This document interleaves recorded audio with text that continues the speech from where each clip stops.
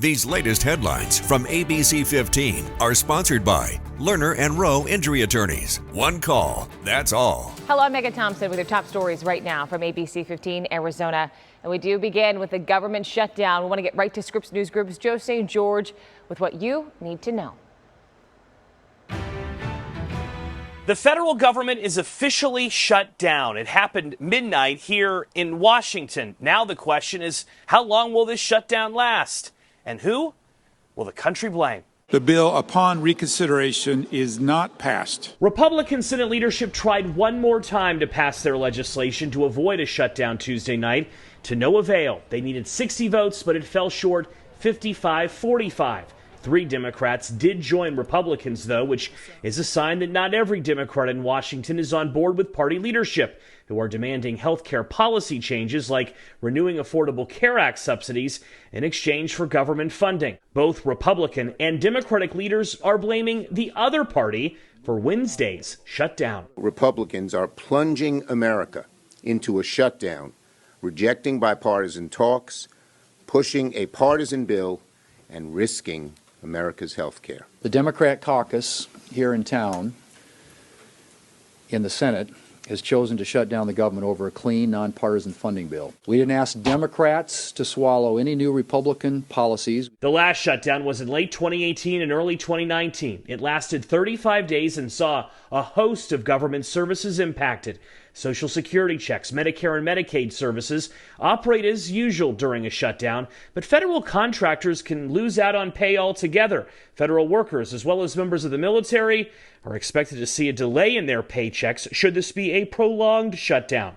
Members of the military and essential government workers are expected to report to work as usual during this shutdown. The head of the Office of Management and Budget sent this memo to government agencies Tuesday night, ordering them to begin shutdown procedures. It is unclear how long Democrats will maintain their untenable posture, making the duration of the shutdown difficult to predict. Regardless, employees should report to work for their next regularly scheduled tour of duty to undertake orderly shutdown activities. President Trump once again reiterated mass layoffs during the shutdown are possible, although he did not provide any details. A lot of good can come down from shutdowns. We can get rid of a lot of things that we didn't want, and they'd be Democrat things. Joe St. George, Scripps News Group, Washington. One of the defendants in the high-profile murder of 10-year-old Rebecca Baptiste is getting a new attorney. The young girl's father and his girlfriend accused in her death are back in court this week. Court documents reveal Richard Baptiste's original attorney had a client on the witness list. The documents show that person was removed from the list, but the attorney says the conflict still existed. We spoke with a criminal defense attorney not involved in this case.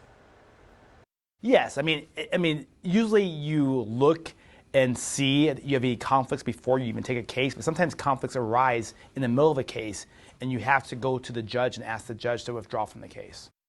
ABC15 reached out to Baptiste's new attorney, but we have not yet heard back. Rebecca Baptiste's death is one of 3 recent high-profile cases of children who died despite being known to the Arizona Department of Child Safety. Well, Smart Shoppers, it's National Financial Planning Month, and our Smart Shopper team is helping you teach your kids about money. This is the Children's Entrepreneur Market. It's a national program that brings businesses run by kids to larger markets where they'll get more foot traffic. This one was held alongside the Fountain Hills Peach Market.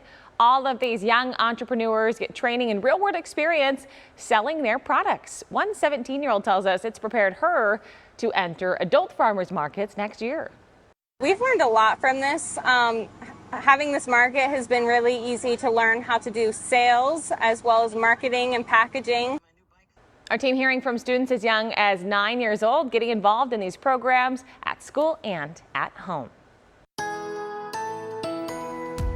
Well, our warm-up continues as we start to head into the end of the week. We're talking about triple digits. For this afternoon, we'll be just above that seasonal average with sunshine and clear skies out there. 97, the expected high. Around the state, we're going to see a high today of 93 in Bullhead City, 79 for you in Prescott, 87 in Globe, 76 in Show Low, and 70 today for Flagstaff. Our extended forecast puts temperatures close to the triple-digit mark on our Thursday and hitting that 100-degree mark heading into our Friday. Winds will pick up as well for our Friday and Saturday with that dry cold front that's moving through, but that also is going to drop our temperatures heading into the weekend. 12-degree drop almost as we head into a couple of spots around the valley on your Saturday and Sunday. We'll bring in a few clouds as we head into the start of next week, staying dry though with your temperatures in those mid to the upper 90s through Tuesday. Overnights are going to be dropping as well, 69 for your Sunday morning.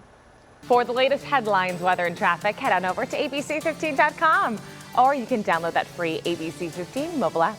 These latest headlines from ABC15 are sponsored by Lerner and Rowe Injury Attorneys. One call, that's all.